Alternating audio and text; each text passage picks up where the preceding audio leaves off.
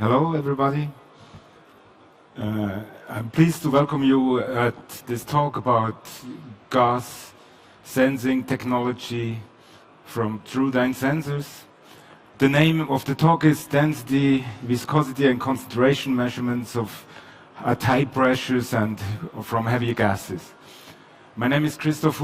I'm responsible for all kinds of new sensors and new technologies at TrueDyne. TrueDyne sensors, we have a booth with IST right in the corner in the entrance. We are founded about 10 years ago as a subsidiary of Anderson-Hauser Flow. The approach was to develop new technology in more freedom, not to be in this big company. We are only 10 to 12 people and can develop new concepts together with customers. So we always base on OEM sensors, sensor models, and our claim is bring lab precision into the process. We have some promises. It's innovation. We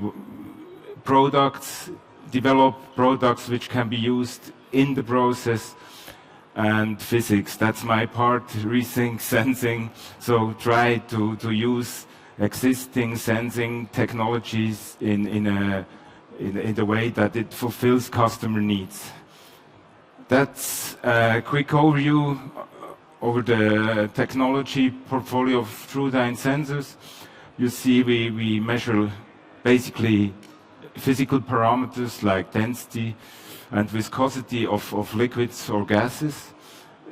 From these parameters we can deduce concentration or even other parameters like alcohol content or calorific value or something. We have always also flow sensors, but this talk should be about the measuring of density and viscosity of gases. So I will base the talk on these three sensors and show what new developments we did. Try to start this animation. So that's another claim of our company. It's called From Resonance to Customer Benefit. So that's basically what our sensors do. They resonate somehow. And we have some smart electronics that make them resonate. And if you have this simple harmonic oscillator, you see the resonance frequency depends on the stiffness of the spring or the mass of this ball which is on the spring. The mass in our measuring application represents the density of the fluid we want to measure, and so the frequency becomes lower when the density increases. This is basically a quite linear, it's the root of the density, but in principle it's a linear relationship when you have a small frequency change. Such a resonator then we calibrate with gases or liquids, and we are basically measuring frequency and quality factors, so we are also able to deduce viscosity, because the damping of this resonator is somehow related to viscosity. Typically we want to measure in process, so we need to measure also temperature and pressure. So with this information we are able to fulfill the customer's wishes, output, concentration, or calorific value, or WOB index, or whatever customer could interest. So that's basically the concept our sensor works. We have different MEMS measuring sensors, which I will explain later. So it could be a tube which oscillates, or a tuning fork, or a cantilever typically. If you look at density of gases, which is the topic today, you see this is reference density of different gases, so they are it's different for most of the gases. And if you measure density and pressure, you can distinguish these gases if the density is different, and you can measure binary concentration of two mixtures with different densities. If you have gases like, let's say, CO2, argon, propane, which have the same density, you need a second parameter, which in our case is the viscosity. And with viscosity, you can distinguish these propane, CO2, argon quite nicely. With density, it's a bit harder. So if you have two parameters, you have more freedom to measure concentration of more complex mixtures or distinguish gases. So I'll give you a quick overview of the sensors we actually have in our portfolio. That's the sensing element, omega chip we call it, because it's an omega-shaped free suspended tube which oscillates, and the liquid, or it measures liquid and gases. So the liquid or the gas flows through this tube, this microchannel, and gives him another mass, so the resonance frequency will change when the density will change. We have a sensor module made out of this sensor with the electronics. It's even X-approved electronics, so we can use it in gas application where we have combustion gases which need X approval. So the measuring range is quite high because it measures also liquid, so we can measure from 0 to, let's say, 2,000 kilograms. If you find a fluid which is heavier, we can measure it probably also. The density accuracy is 0.05 kilograms per square meter, so it's quite a good accuracy. Of course, if you measure hydrogen at 0.1 kilogram, it's not very accurate, but if you measure a higher density, or a gas at high pressure, I come to that back, then the relative accuracy is very good. The tube has a limitation. It's only up to 20 bars. We can measure at a certain pressure the tube will burst. It's 80 bars the burst pressure, so we have some security of a factor of 4, so 20 bars is the limit. So high pressure application does not work with this sensor. We are a Swiss company, therefore, and that's the claim, Reinach sensing. So we used a tuning fork for a watch and opened the case and use it as a gas density sensor.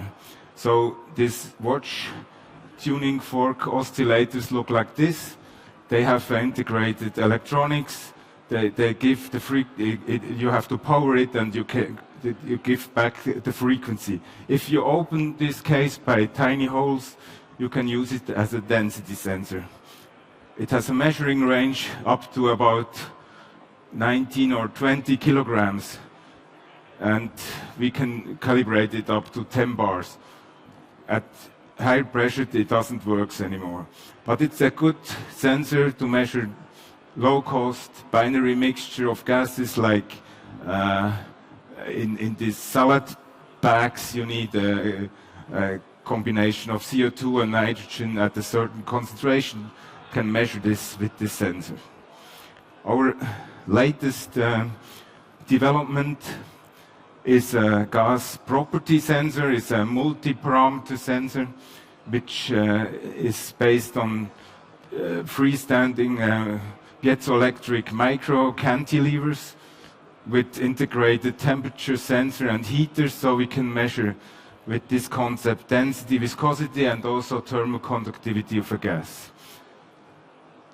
So, as you can imagine in this animation, the gas will somehow, since this cantilever is so tiny, the thickness is 5 micrometers, it has a length of about 500 micrometers, so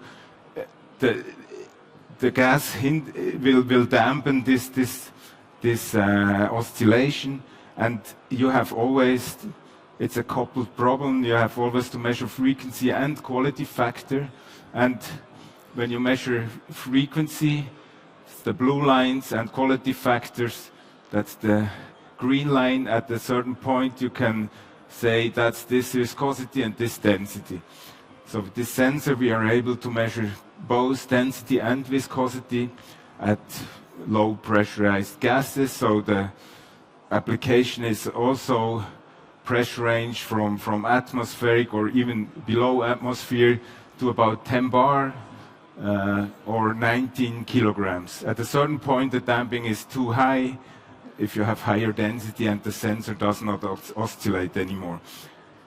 We developed this sensor to measure the natural gas with hydrogen, for instance, or calorific value composition of the gas with this small chip. It has a very good density accuracy in the range of 0.001 kilograms per cubic meter. Viscosity can be measured below better than 1%.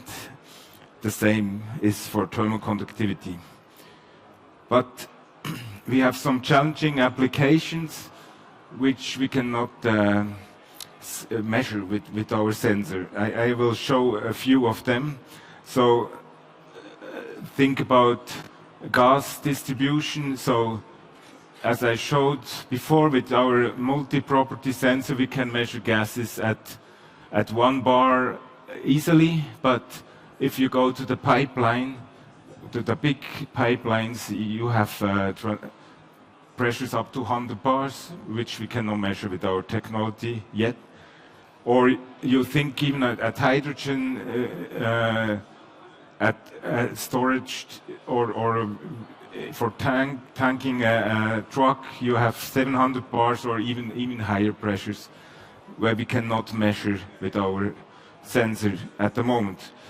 Or you can think about heavy gases, which typically used for high power transformer station, insulating gases like SF6, typically mixed now with nitrogen, because there are some regulation on SF6, but it's a very heavy gas with a high molar mass.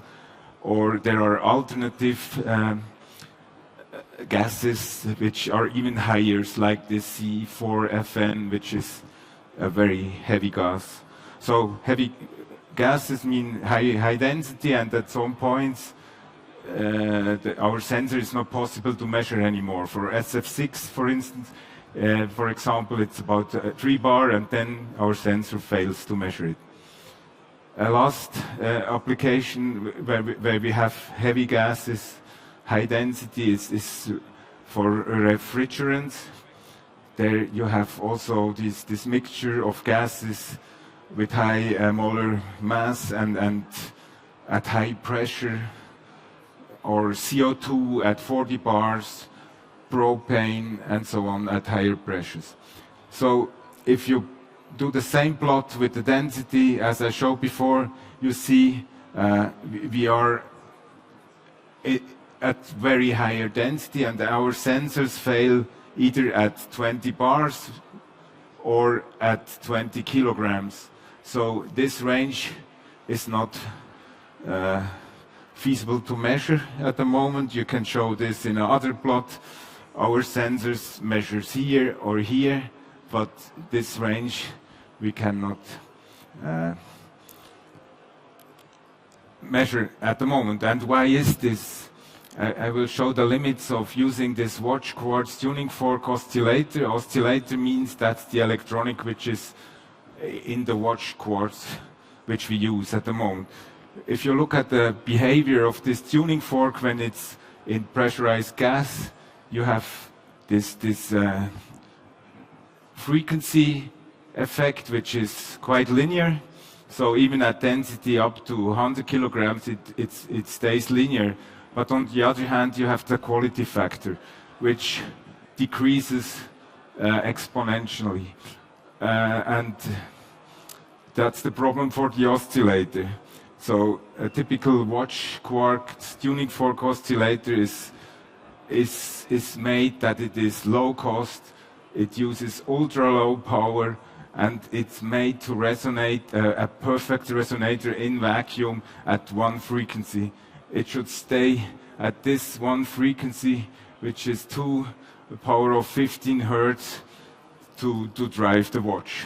And we reuse this sensor to do density measurement, and it works in a certain range, as I showed.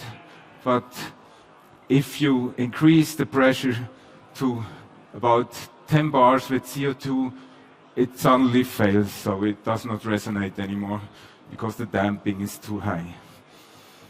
And so we searched for a solution, and the solution was on the table because we developed a new electronic for our micro cantilevers, which measures density and viscosity of natural gas at low pressure, but the principle is always the same. If you look at the equivalent electronic circuit of such a piezo oscillator, you have, that's the piezo oscillator, either the tuning fork or the cantilever. It consists of capacity, inductance, and resistance, and a parallel capacitance. If you then you have viscous loading, mass loading, which adds some inductance and resistance, and you have even impedance change by pressure. Electronically, the problem is this parasitic capacity here, which makes, if you make a frequency sweep, it makes the amplitude of the resonant lower, and it gives a second resonant peak, which is due to this capacity. So you have a lower signal to noise level, you have not nice phase shifts, and you have this second peak which you don't want. If you have an electronics which is able to compensate this capacity, you get very nice resonance peaks where you can make a phase lock on the phase 0. In this case, you are always on the resonance, and that's exactly what we need for a gas sensor. So we combined this electronic with a tuning fork resonator, which is a basic tuning fork, only without the watch electronics. And the result of that is that we could measure CO2 up to 40 bars, which means about 90 kilograms per square meter, cubic meter. And the reason why we went only to 40 bars is because of our experimental setup. We were not able to go to 100 bars, but I'm sure that this sensor would also measure at 100 bars. So we could calibrate this sensor. That's our standard calibration. I think it's a bit not so visible. So here it's the density calibration. We calibrate typically with nitrogen, CO2, argon in a range up to 8 or 10 bars over a temperature range 0 to 60 degrees. And on this side you have the viscosity accuracy. It's in the range of 1%. And here the density accuracy in the range of 0.05%. And now we integrated these measurements we did with CO2 at up to 40 bars, and you see the density accuracy stays within, let's say, 0.1 kilogram per cubic meter up to 40 bars, or nearly 100 kilograms per cubic meter density, and even the viscosity stays within this 1%. So with this electronics we are able to measure density and viscosity of gases, let's say up to 100 kilogram per cubic meter. So what means 100 kilogram per cubic meter? So this was the old range of our watch quartz sensor. And now we come down here, so we can measure SF6 at 12 bars, methane at 100 bar, hydrogen at 700 bar, or 1500 bar, or 2000 bar, or such heavy refrigerant gases at, let's say, 5 bars. So we can tackle all these applications we wanted. The specification will be in this range, so up to 100 kilograms, accuracy and density 0.1 kilograms per cubic meter, and viscosity 1%. So such a sensor can also measure concentration of mixture of gases, different gases, even 3 components when you have two measurements. And measurements at 1000 bars should be possible if you do the setup right, and you have a setup that can handle this pressure, but the sensor can. And to give an example, at 700 bar hydrogen, a density accuracy of 0.1 per kilogram per cubic meter would be an impurity of nitrogen of 0.02%. So it's 99.9, even 99 pure hydrogen you can detect with this sensor. So coming to this first plot, so we have now a solution to tackle all these applications, and we are happy to work with you if you have an application in these ranges. To conclude, so we combined a quartz crystal tuning fork resonator with our newly developed oscillator electronics to measure gas density and viscosity. With this setup, we were able to increase the density range significantly. With the viscosity, we get access to an additional parameter and more information about the gas composition. This offers the field for new applications like measuring high pressures, hydrogen at 700 bars, or natural gas at 100 bar, or measuring density concentration of heavy gases like insulation gases or refrigerants. So we have a booth, as I told you, we are together with the IST, and we are happy to welcome you there and talk about your applications. Thank you.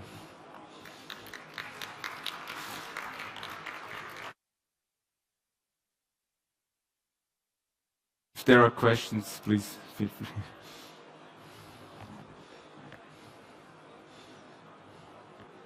Okay.